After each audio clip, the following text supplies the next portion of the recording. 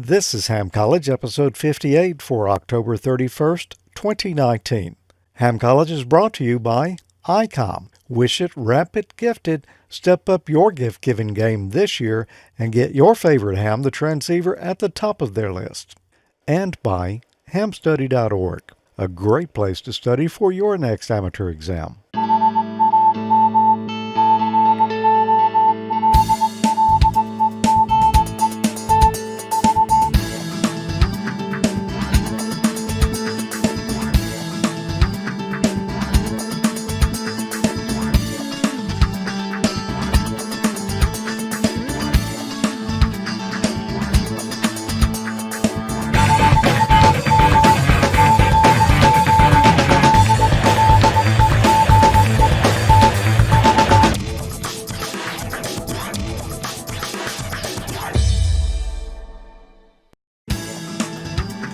Good evening and welcome to another action-packed episode of Ham College. I'm Professor Thomas. And I'm Dean Martin.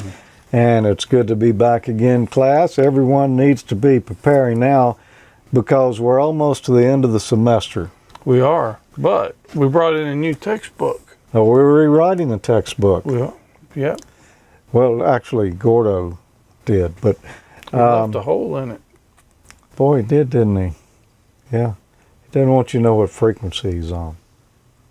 Maybe. Anyway,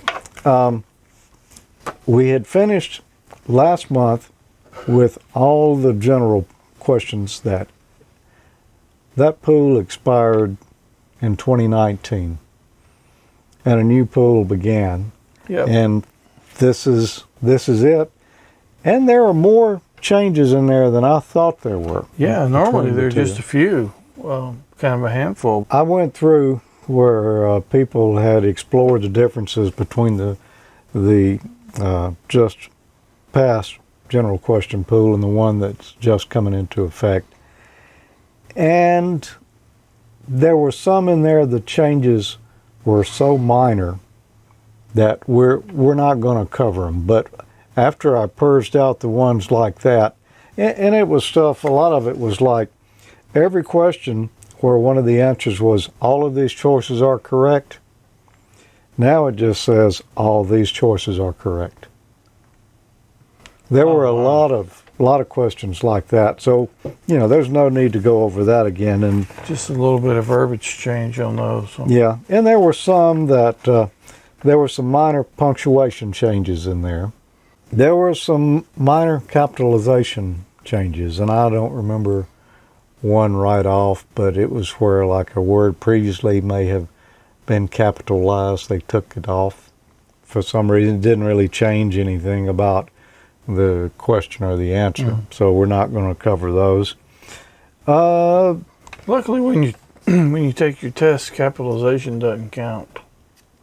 No, it doesn't. There were some that they changed a couple of the wrong answers. Oh, yeah? But the right answer was still the right answer. Still right. So we're not going to cover those. Well, good. Because just, there was very few of them. We got enough to go over. Also, and, I wouldn't think there was anybody there that memorized the questions and whether it was A, B, C, or D.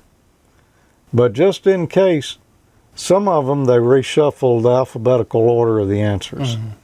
Not many, but there were a few like that. That would probably not be a good technique to learn to pass your test. And a number of them, they changed the number of the question. In other words, it appears with a different number inside of the question pool. Like there might be one like was G1A03. Now it might be G1A04 or something like that. And that really wouldn't matter because you're not memorizing the number of the question, and it's not on the exam anyway. But if you are, that's a pretty impressive feat. Well, it is, but it's a waste of good brain cells. Yeah. Exactly. So, with that, after I pulled all those out that just really weren't worth covering because the changes were so minor, we've got still enough questions. Some of them are brand new questions. Some of them are just small changes to them, or maybe a small change to the answer. But there are enough that it's going to take us October, November, and December episodes to cover them. Yeah. That means we won't begin studying for the extra until January. But that's a good time to kick off a whole new, It is a whole new license series. class. Which of the following may apply in areas under FCC jurisdiction outside of ITU Region 2? A. Station identification may have to be in a language other than English. B. Morse code may not be permitted. C. Digital transmissions may not be permitted. Or D. Frequency allocations may differ. What do you think? Which of the following may apply in areas under FCC jurisdiction outside of Region 2? So outside of Region 2, no, that was station identification. No, it's not going to be, the station identification would be different. Morse code, I don't think that wouldn't be different either. I'm pretty sure digital transmissions are okay in the other regions, but the frequency allocations may be different from region to region. But about what frequencies you can use for what modes on what bands and so forth. Yeah. So I'm thinking it's probably going to be D. Frequency allocations may differ. Well, you're in pretty good company on that. That's what everyone in the chat room is saying. So let's find out. Frequency allocations may differ. That was a pretty easy one. Yep, that was. At least I thought it was, and Yeah. We'll see how the rest of them pan out. yeah, some of them going to be a little tougher. Yeah, that's what I figure.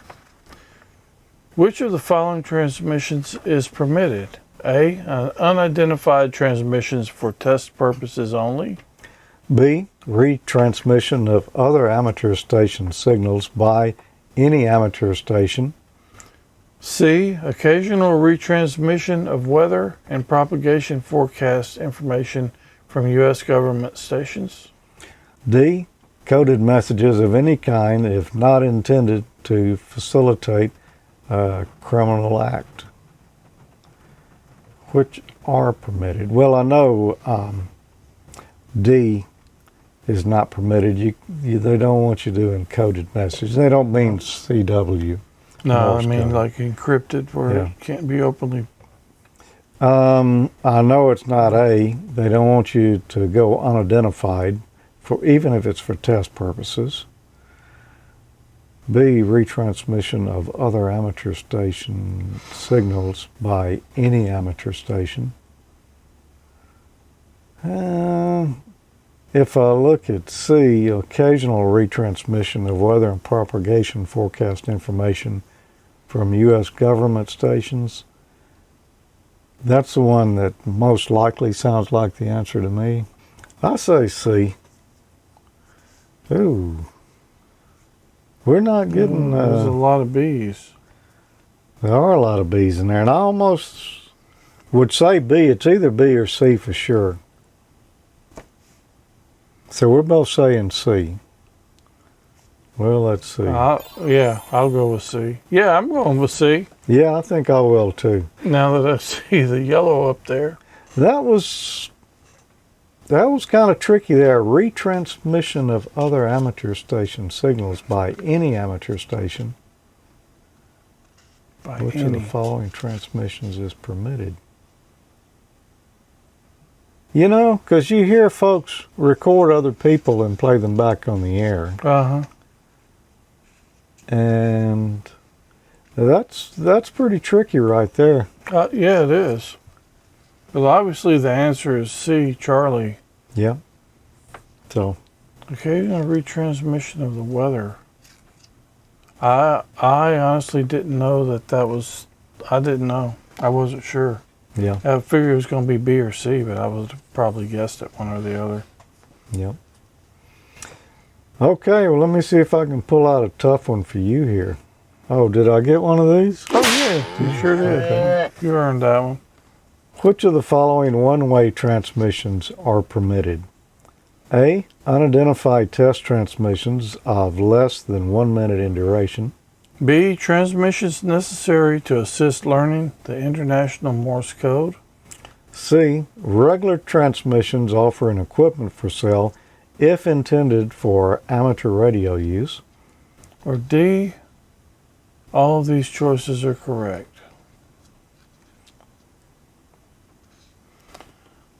Unidentified test transmissions. So, okay, so it's not going to be unidentified because that's really not permitted. So that means that's going to rule out A and D because all these choices are not correct because A is not correct. B. Transmissions necessary to assist learning the International Morse Code. I can see where that would be plausible. Regular transmissions offering equipment for sale. I don't think you're supposed to sell even amateur equipment. So I think it's going to be B because it's for educational experimentation, stuff like that. So transmissions necessary to assist learning International Morse Code. I think the answer is going to be B, Bravo. I'm going to agree with you. There's a little mix over in the chat room. Well, actually, most everybody's saying B. There you go. Transmissions necessary to assist learning the International Morse Code. Yeah. Oh, we're going to look at the book of Gordo? Well, if I can find it, and it's probably, the index probably won't tell me what page it's on. I wanted to see if Gordo would expound a little bit on that, and I'm sure he did. Oh, yeah. Oh, wait a minute. Let's see. This is going to be, what was the question number on this? G1B05. G1B05. Yeah, that's not really going to help me much here. If you can look at the index back there, they're listed by the number. You think? Yeah, I know they are. Well, actually, I think it's where you just went right there. Oh, okay. Gordo has a special index in the back of his book that's invisible to the naked eye. Well, no, there Or it is. the right camera. There. Or the camera. And he tells you what page he covers which question. So it was G1B05. 05.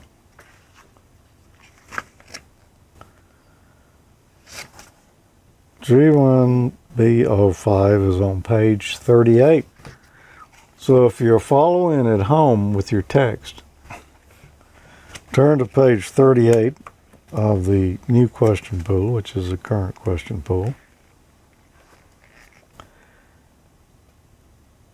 And of course, Gordo said, he said the answer was B, but here's what he said about it. The Federal Communications Commission has provided well-defined differences between commercial and amateur frequency usage. Broadcasting in one activity, that is, with a few exceptions, confined to the commercial radio world. One notable exception to this rule is permitting of transmissions necessary to assist learning the International Morse Code, most notably by ARRL flagship station W1AW. The question doesn't say broadcasting, although, well, one-way transmission is broadcasting. So, yeah. Yeah. And because I was questioning about, offering equipment for sale if intended for amateur radio use. There are nets. There's a Texas Trader net that's what they do on there. is, people announce what gear they've got. They're trying to sell ham radio gear. Yeah, but it's they're not regular announcing it transmission. to the net. They're not just like blindly. Right, it's a transmitting two-way. One way. It's two-way. It's not one-way, which would be right. broadcasting.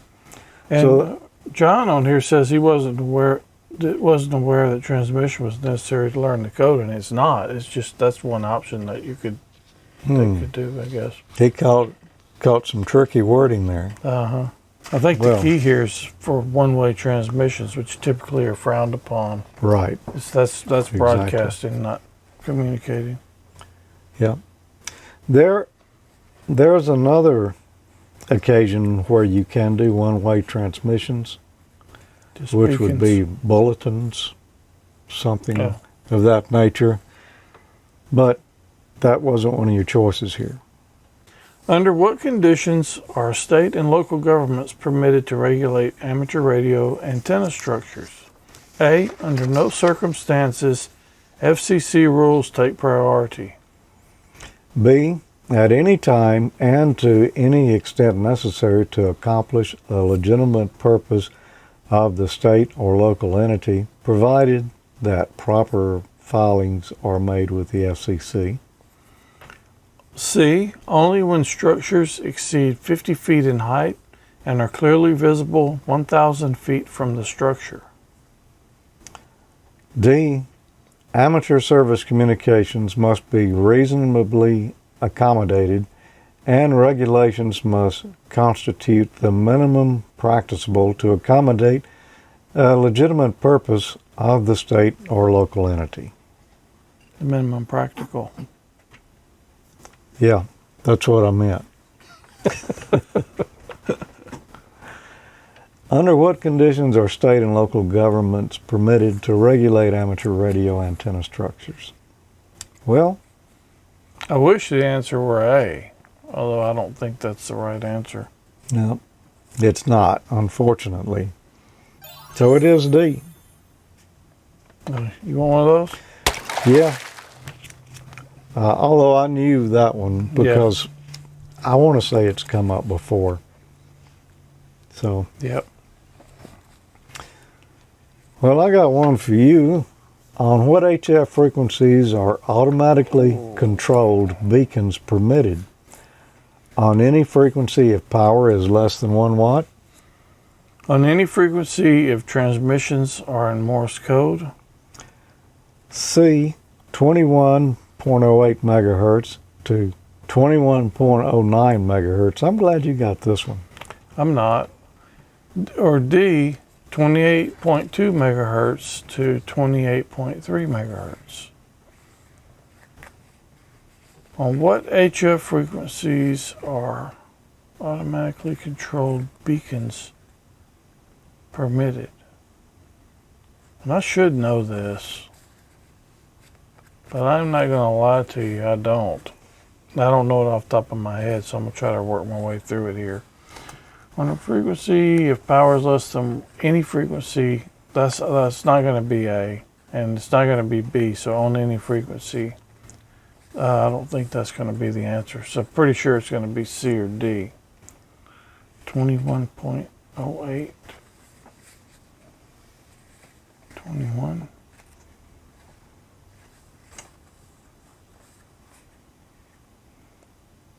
You're 28.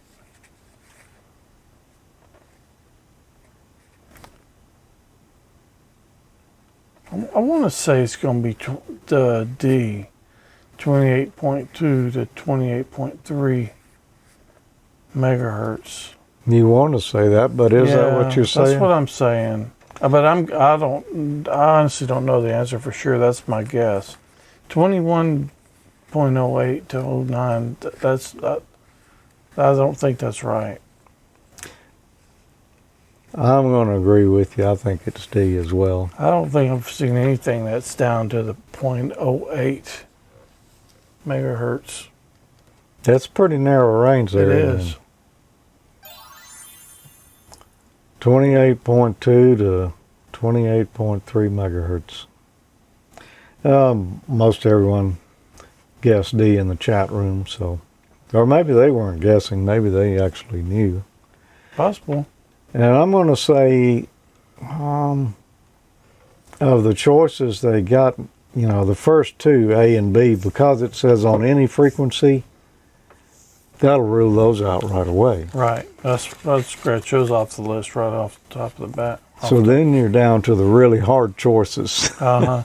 And then I looked at C was so narrow. Yeah. Like, I just don't think that would have been the answer. Yeah. And I looked at it that D is in the 10 meter band, Mm-hmm. where we know there's a lot of different, that's a lot of room on 10 meters. And so there can be a lot of different modes practiced there. The frequency allocations of which ITU region apply to radio amateurs operating in North and South America? A, Region 4. B, Region 3. C, Region 2. Or D, Region 1. We kind of already touched this earlier. The frequency allocations in which ITU region apply to radio amateurs operating in North and South America. Well, it depends on which region of the world you're in. We've looked at this before, so I know we have covered this topic. Oh, yeah, definitely have. We're in Region 2 here, so it's got to be C. Got to be. How would you know that? Well, you just have to know it. Memorize it. Yep. In what part of the 13 centimeter band may an amateur station communicate with non-licensed Wi-Fi equipment? A, anywhere in the band. B, channels 1 through 4. C, channels 42 through 45. Or D, no part. And what part of the 13 centimeter band? That's way up there. Mm-hmm. That's like over 2 gigs, I think. 2.4 gig area. May an amateur station communicate with non-licensed Wi-Fi stations? Non-licensed Wi-Fi. It's not anywhere in the band. I'm sure that's going to be it. Channels 1 through 4. I think it's going to be D, no parts at all with non-licensed Wi-Fi. That sounds like a pretty good choice, doesn't it? Yeah. Using amateur radio gear. No, that's going to be D, no parts. Okay. Well, let's see. At least that's what I think it is. Yep. We'll see. We got some various things here. Yeah, there's most people are saying it's D, but not everybody. There's a little dissension there. D, no part. Yep, so don't talk to your Wi-Fi router with your ham radio gear. Yeah, but and I noticed someone mentioning there the AREDN, Arden, I think's how you pronounce it, modified routers. It's a 2.4 gigahertz router. Which, we can use those. We can modify those. So I'm not sure. But with non-licensed Wi-Fi stations. Oh, not non-licensed. Well, if we had Wi-Fi gear, it would be licensed. Yeah. Because we're licensed. Yeah, but you can't use it to talk to your something wife that's right right. On the Wi-Fi at home using your ham radio gear. Right. Unless she had a ticket like yours. Yeah. So that's how I've interpreted it. That's my story, and I'm sticking to it. Okay. What is the maximum PEP output allowed for? What is the maximum PEP output allowed for spread spectrum transmissions? A, 100 milliwatts. Now notice how you jumped right on that. Yep. B, 10 watts. C, 100 watts. Or D, 1500 watts. What is the maximum PEP output allowed for spread spectrum transmissions. Well, I know as amateurs, we can use up to 1,500 watts PEP on a lot of bands. Yeah, that's true. Not all of them, though. No, not all of them, and probably not using that much bandwidth. Yep.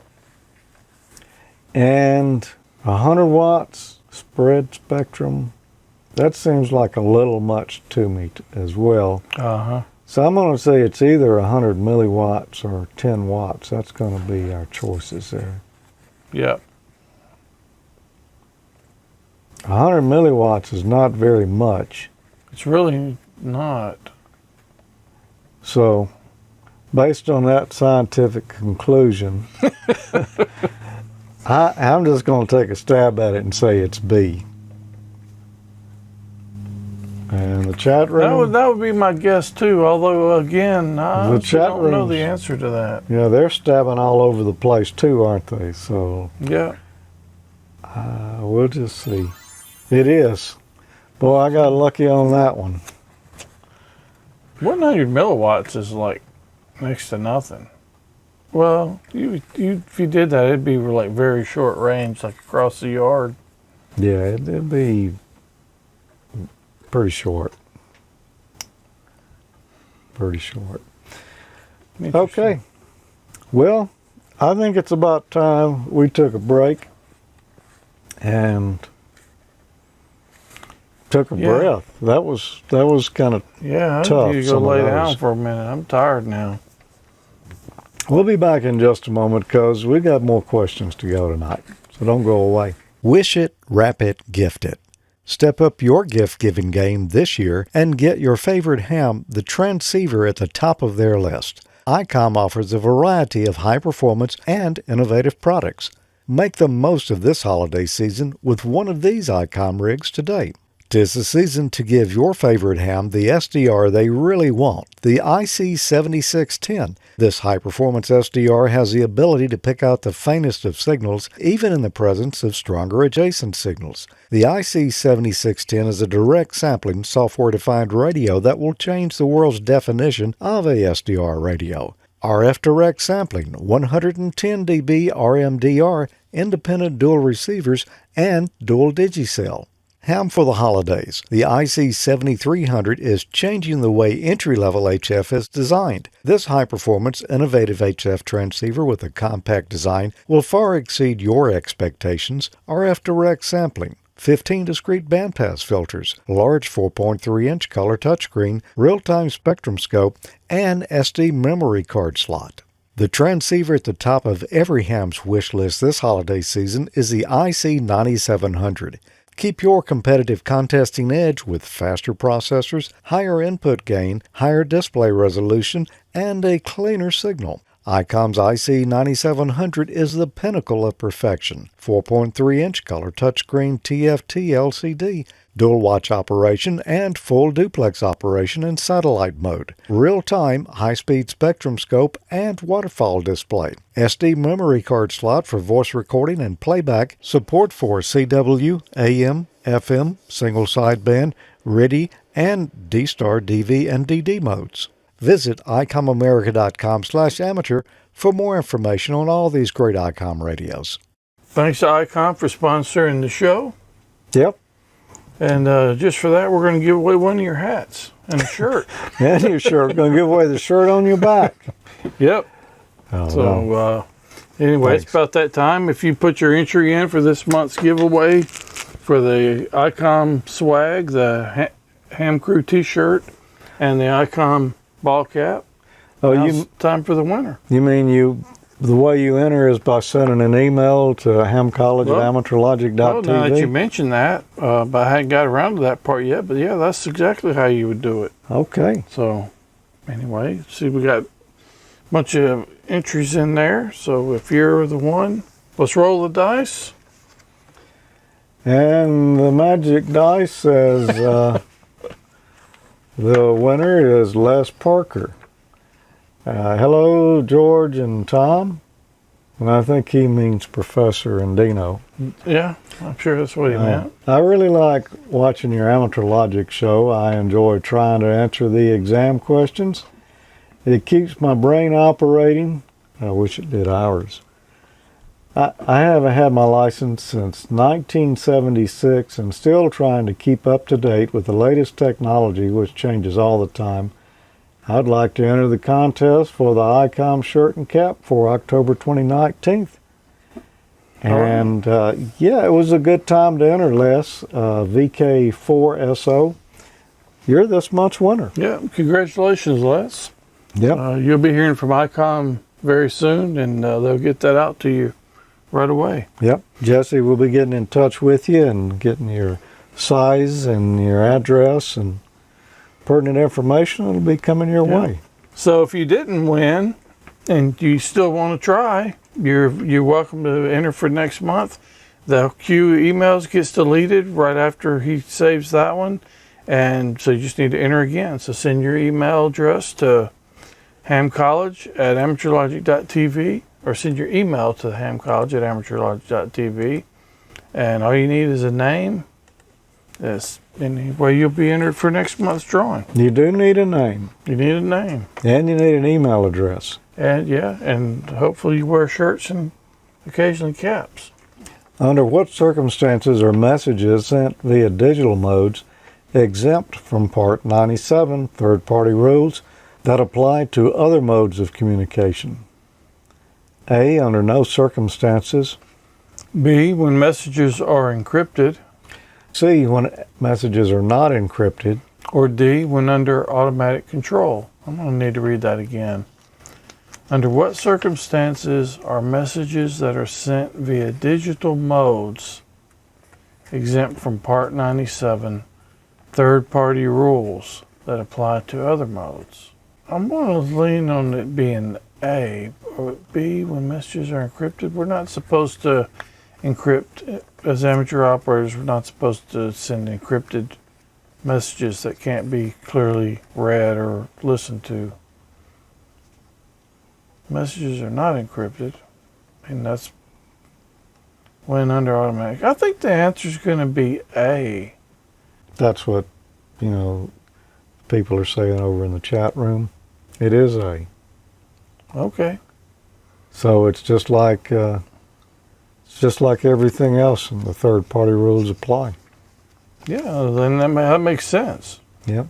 The Part 97 rule, that's what governs basically the amateur radio stuff. So, on what bands may automatically controlled stations transmitting RTTY or RTTY or data emissions communicate with other automatically controlled digital stations? Should have an S on the end of that. That's one of the things I was talking about earlier. A, on any band segment where digital operation is permitted. B, anywhere in the non-phone segment of the 10-meter or shorter wavelength bands. C, only in the non-phone extra class segments of the bands. D, anywhere in the 6-meter or shorter wavelength band, and in limited segments of some of the HF bands. This one's quite wordy. Yeah, on what bands may take 5 automatically readings. controlled stations transmitting radio or data emissions communicate with other automatically controlled digital stations? Kind of like the old packet messaging That's what's stuff. coming to mind for me because, those different nodes are communicating with each other automatically. Passing messages. So anywhere in the 6-meter band or shorter wavelength band, and in limited segments of some HF bands, maybe that's possible. C, only in non-phone extra class segments of the bands. No, I'm pretty sure that's not it. Anywhere in the non-phone segments of the 10-meter or shorter wavelength bands.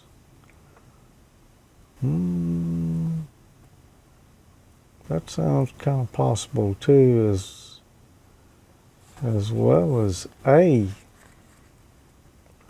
I don't know. I'm going to take a stab at it. I'm going to say A, but what do you think? Yeah, I think it's A too, because that's kind of the more broad.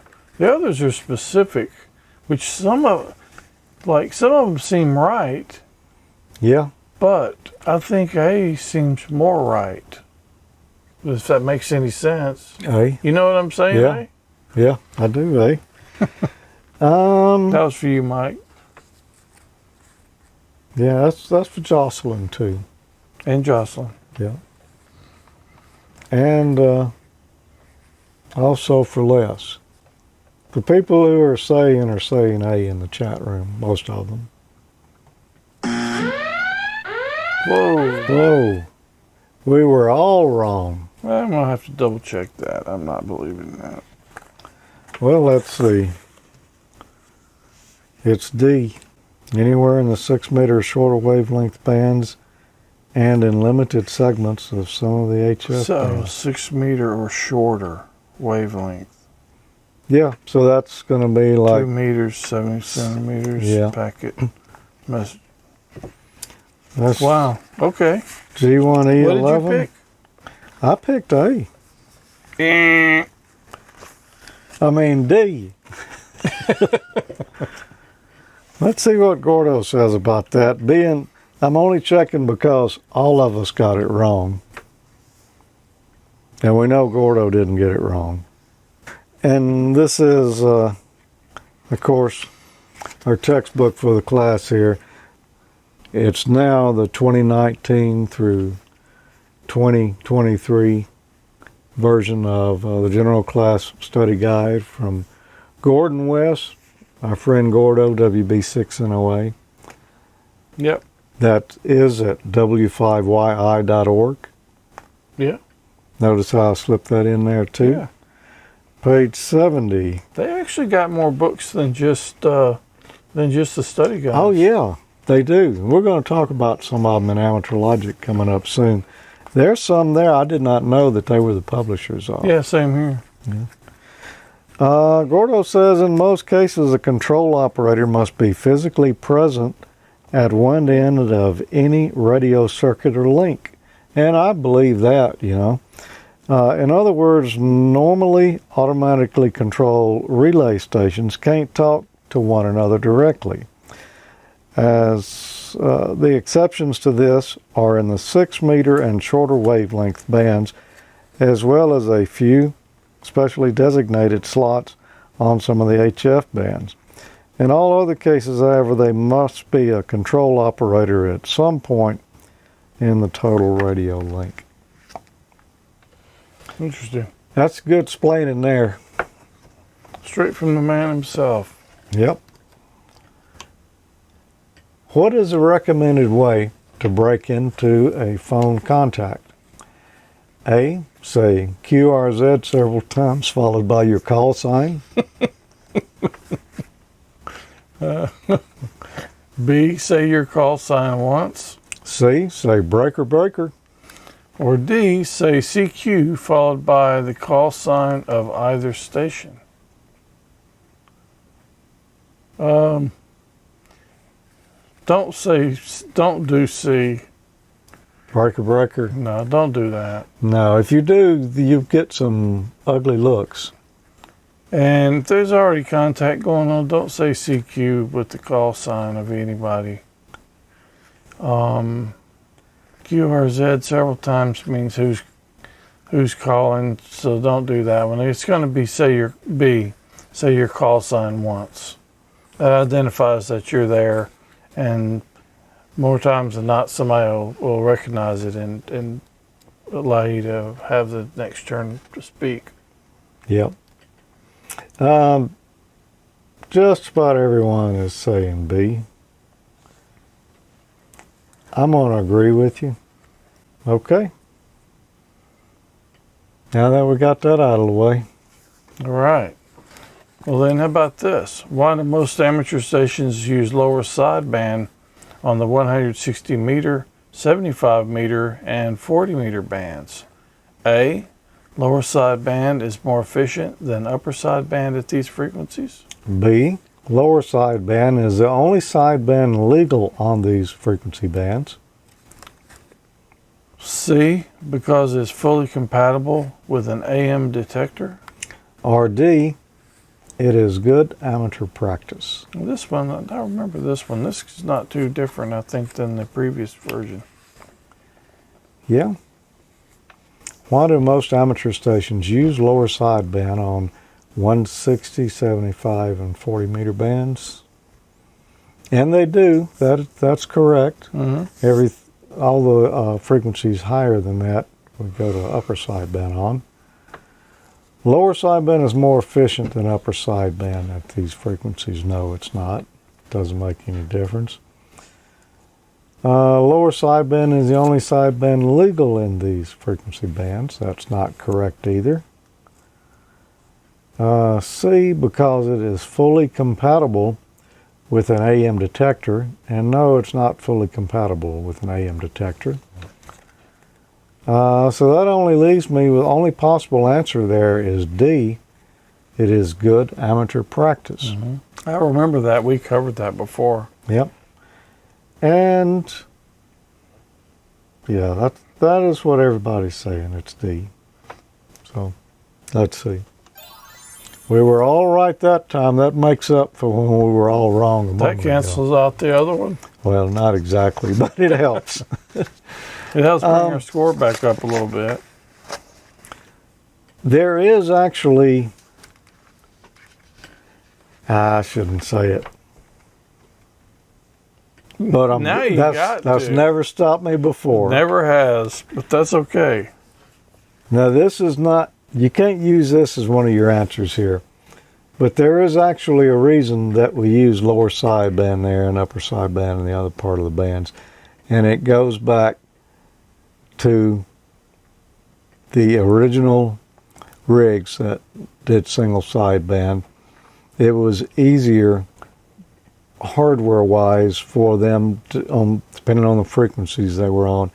In this part of the band, it was easier for them to come up with the multiples of the frequency that made it possible to do lower sideband. And so at least that's what I've heard. Generally, who should respond to a station in the contiguous 48 states who calls CQDX? A, any caller is welcome to respond. B, only stations in Germany. C, any stations outside the lower 48 states. Or D, only contest stations.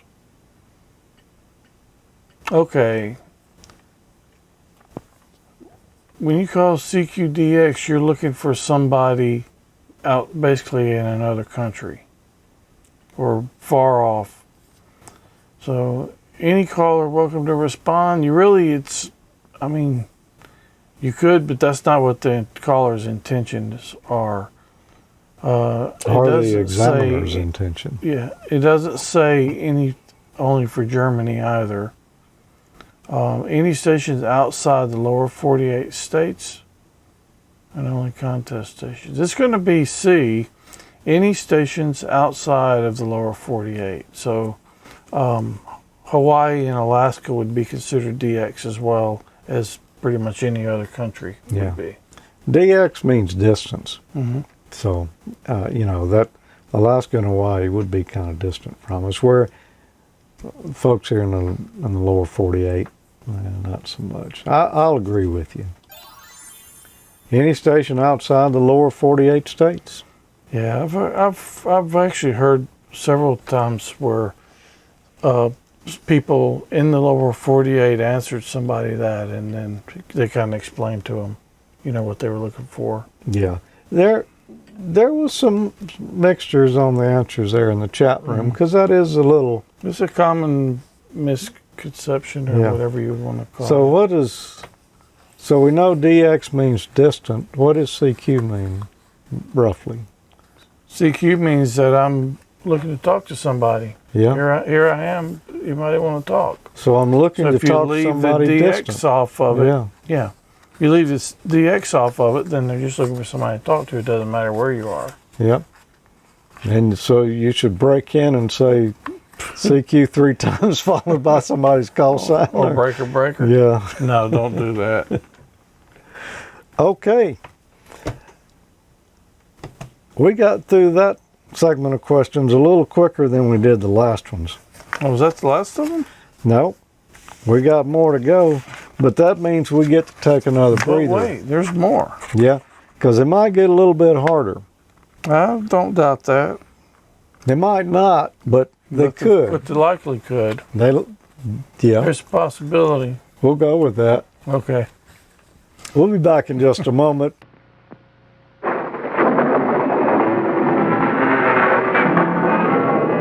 No, Igor, not that. Anything but that, you beast. Not another burger. Blah. When you reach the point you just can't face another burger, have a Nada burger at your Wiener Schnitzel. A chili cheese Nada burger, Polish Nada burger, Super Nada burger. We give you lots of tasty ways to escape the burger. At the Wiener Schnitzel.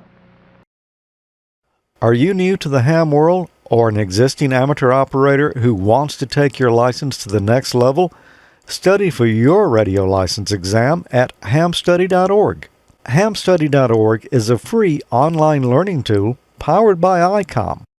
It was created by Richard Bateman, KD7BBC, Michael Stufflebeam, KV9G, and Rich Porter, KK6GKE, and it uses a modern web design to enhance the experience of studying for your technician, general, and amateur extra exams. Since 2013, hamstudy.org has helped new and existing hams to familiarize themselves with the question pools, use stats-based flashcards to focus on material they need to learn, and take practice exams to gauge progress. Visit hamstudy.org on your desktop computer or mobile device. Register for a free account at hamstudy.org to access personalized study history and other site features. Prepare for an exam in an intuitive and comprehensive manner. Check out hamstudy.org, powered by ICOM, for free learning tools. Good luck on your next exam. What about one of these? Oh, you mean a MFJ 1234 RigPi station RigPi? server? I think that would make a great giveaway. I bet you somebody'd love to have that. I bet some amateur would love to have that too. Absolutely. 'Cause I love mine. It's a pretty nice little device. It is. What can you do with it? Well, you can hook it up to your rig and control your rig if you're away from home. Listen to the audio, talk on your radio from remote using your cell phone, a tablet. I think you can even use your computer browser. AmateurLogic.TV/contest, and on there we will post the rules, regulations, and how you enter, which it's essentially the same as the last contest we did. We just want your name and your call sign, because you do need to be a U.S. or Canadian ham to win this. And just, a few little details. We don't harvest the emails there. We're just looking to give away one of these, thanks to our friends at MFJ, Yeah, it's who a are making it pretty nice possible. little prize to win. It really is a pretty sweet device. I did hook mine up on the last Amateur Logic show. I hooked it up to the ICOM rig. It was so easy. One cable, the thing was hooked up. Well, other than the power. And we were talking about it earlier. You said that you plan on leaving it on when you leave the house. Yeah, I did headed this back out to work. this last week. But this week I'm planning on leaving it on, and I may take a little bit of video of using it if I get a chance. And you'll be calling breaker breaker. Or QRZ. No, I won't be doing that. Well, But it's pretty easy to set up. Pretty sweet little device. There's actually a whole Raspberry Pi image in here that's got other digital modes as well. it does, yeah. And the audio device, the interface that's built in there, and the keyer works with all those other modes too. Yeah, there's basically 3 boards: a Raspberry Pi, the audio board, and then the keyer board. So And You don't, if you're buying one of these, you don't have to buy all 3 boards. No, You but you're can- not going to be buying this one though. This is going to be No, a this winner. one's going, well, no, that one's going to be mine. But we're going to give away one It's just gonna like be it one that just does like it. have, that's fully populated with all the boards.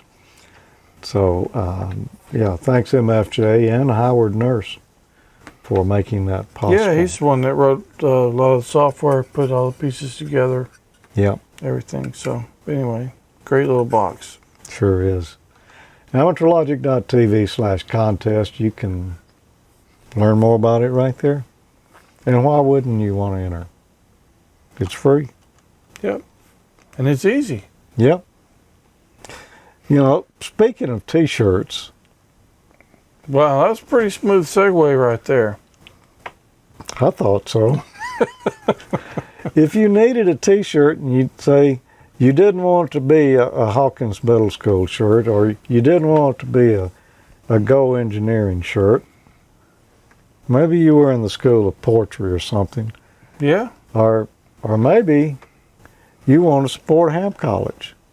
Where could you we find appreciate- such apparel? We appreciate that too. Yeah. You can go to AmateurLogic.Spreadshirt.com, and we've got Ham College swag and Amateur Logic swag on there. We've got, I recently added a bunch of new products. We've got coffee Yeah. cups, very similar to the nice one that you've got in your hand right there.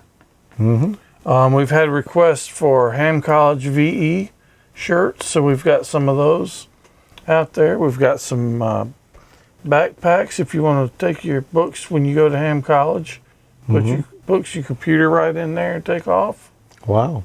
A lot of cool stuff out there, so go check it out. AmateurLogic.Spreadshirt.com. And we got a few more questions to go tonight, so we might as well get right to them. Once again, Right back to them. I don't remember who asked the last one. It doesn't really matter. Yeah. I don't either. Actually, I Yeah. think I asked it. I think. So All you right. read the next one. What is good amateur practice if propagation changes during a contact and you notice interference from other stations on the frequency? Is it A, tell the interfering stations to change frequency? B, report the interference to your local amateur auxiliary coordinator. C, attempt to resolve the interference problems with the other station in a mutually acceptable manner. Or D, increase power to overcome interferences. Well, tell the interference station to change frequency. No, that's probably not the most courteous thing. We just report the interference to your local amateur auxiliary coordinator. That's not really the answer either. Attempt to resolve the interference problem with the other station in a mutually acceptable manner. That seems like the gentleman thing to do, the right thing to do. Or increase the power to overcome it. That's not the right thing. The answer is going to be C. Yep. Attempt to resolve the interference problem with the other station in a mutually acceptable manner. Yeah. So somebody would be willing to change frequency, I'm sure. But always be courteous and communicate with whoever. It pays off doing such. Yeah, it does. I mean, that's really the only way to solve the issue. Asking someone else to change frequency or increasing your power to overcome the interference. There are people who do that. That's not the yeah. way to handle it. That's, No, it's not. So those folks just would have missed that. Or they probably know better. But anyway, Yeah. this is the correct way to handle it. And everybody in the chat room says so. Then it's right. When selecting an SSB or single sideband transmitting frequency, what minimum separation should be used to minimize interference to stations on adjacent frequencies? A, 5 to 50 hertz. B, 150 to 500 hertz. C, approximately 3 kilohertz. Or D, approximately 6 kilohertz. When selecting an SSB transmitting frequency, what minimum separation should you use to minimize interference to stations on adjacent frequencies? That means if you hear somebody on a frequency, you need to move off a certain distance so you don't interfere with them. 5 to 50 hertz, that's not going to do anything. That's not much at all. That's going to irritate them really bad. 150 to 500 hertz, that's not going to do much better. You're just going to sound, well, yeah, moving that amount, you're probably going to sound like a girly man. You're still going to be interfering with them pretty bad. Approximately 3 kilohertz. In most cases, if you moved off 3 kilohertz from whatever frequency they're on, you know, their receiver is probably listening 3 kilohertz wide, maybe a little less. So if you were off by 3 kilohertz, you should be okay. Approximately 6 kilohertz, while that would even be better, you shouldn't have to go that far. You shouldn't have to go that far. And then if everybody was 6 kilohertz apart, we wouldn't have as much usable spectrum. If the band is wide open, though, and there's not a lot of traffic on there, you know, I'd say make sure you get, you know, fair distance from them. But 3 kilohertz is the minimum that you'd want to move. I would agree with that. Okay, well, we got that one. And everybody else did too. All right, what is the voluntary band plan restriction for U.S. stations transmitting within the 48 contiguous states in the 50.1 to 50.125 megahertz band segment? Is it A, only contacts with stations not within the 48 contiguous states? B, only contacts with other stations within the 48 contiguous states. C, only digital contacts. Or D, only SSTV or slow scan TV contacts. Okay, I'm going to read this one more time again. What is the voluntary band plan restriction for U.S. stations transmitting within the 48 states in the 50 to 50.125, that's 6 meters, megahertz band segment? Voluntary band plan restrictions for the lower 48, within the 48. That's going to be, I think that's going to be B. Band plan restrictions. Yeah, that would have to be the same as where you are. The only contacts with other stations within the 48 contiguous states, I think. Band plan restrictions. Yeah, so they would be surely under the other same restrictions. So I think it's going to be B, bravo. Okay. It's A. Wow. Not Only within. Contacts with stations not within the 48 contiguous Voluntary states. band plan restriction for U.S. stations transmitting within the 48 contiguous states. And it's Oh, that must be like the DX window for 6 meters then. what it actually says here. I looked up the band plan while you were studying on that one there. And the DX window is 50.1 to 50.125. See, I didn't know that. I'm not too big on the 6 meter stuff, so. Yep. It is voluntary though. So, and that's what the question said. Who may be the control operator of an amateur station transmitting in races to assist relief operations during a disaster? A, only a person holding an FCC issued amateur operator license. Okay. B, only a RACES net control operator. C, a person holding an FCC issued amateur operator license or an appropriate government official. D, any control operator when normal communication systems are operational. Who may be the control operator? of an amateur station transmitting in races to assist relief operations during a disaster. A control operator is a person who is controlling the transmitter. It's not net control. It didn't say that. It's just talking about who's controlling a transmitter. All right, so D, any control operator when normal communication systems are operational. Yeah, I don't think that's it because it doesn't say anything about you got to be licensed. C, a person holding an FCC issued amateur operator license. I would say that would qualify them. Or an appropriate government official. No. Government official can't take away your microphone and start talking. Nope. Unless you remain the control operator. B, only a race's net control operator. No, we're not talking about a net control. We're just talking about a control operator, which is, somebody licensed to operate that transmitter. So it's A, only a person holding an FCC issued amateur radio license. That's my answer, and I'm sticking to it. Yeah, I don't think that's right.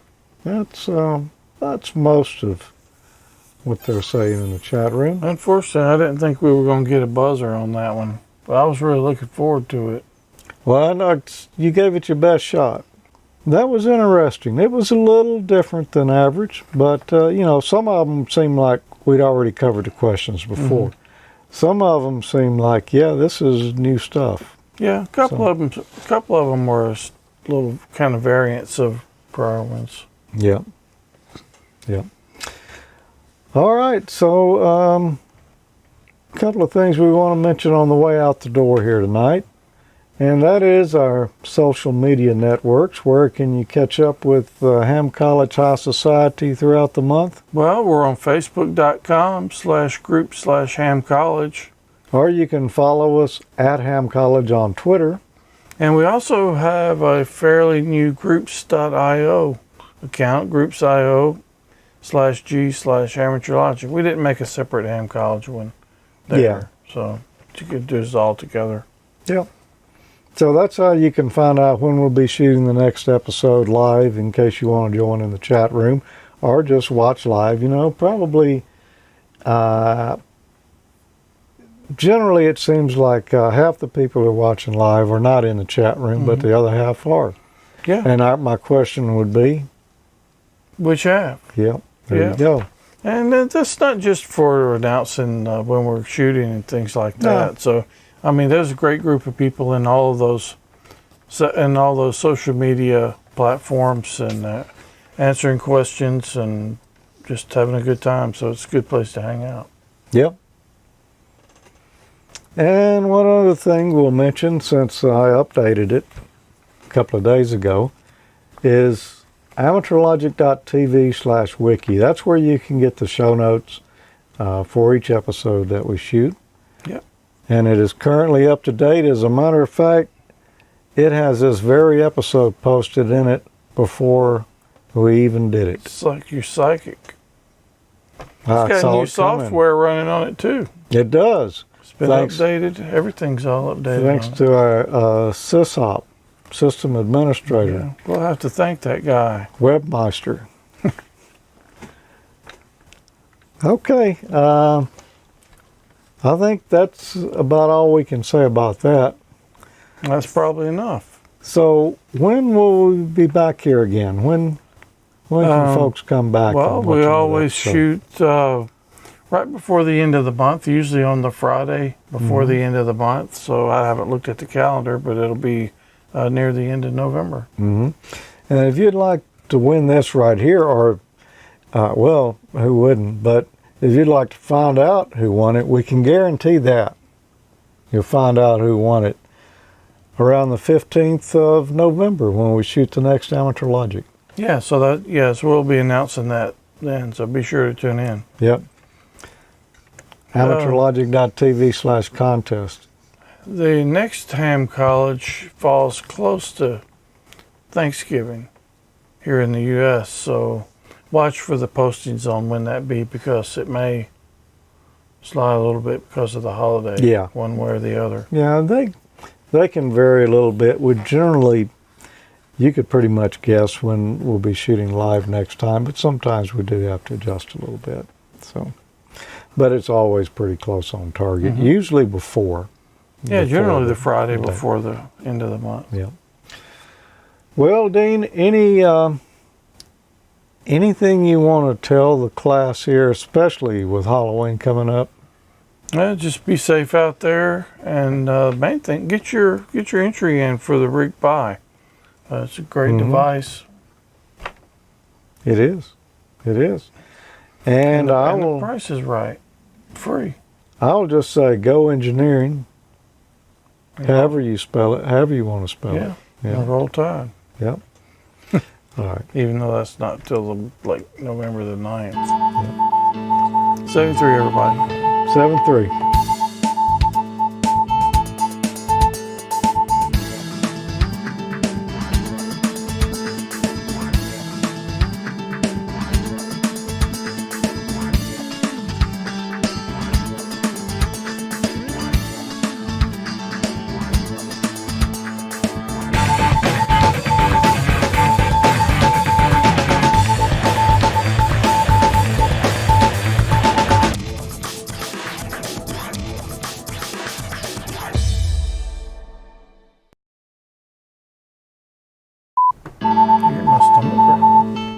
Oh, nobody said anything, so I guess they didn't hear what you said just as that was starting up there. That was funny.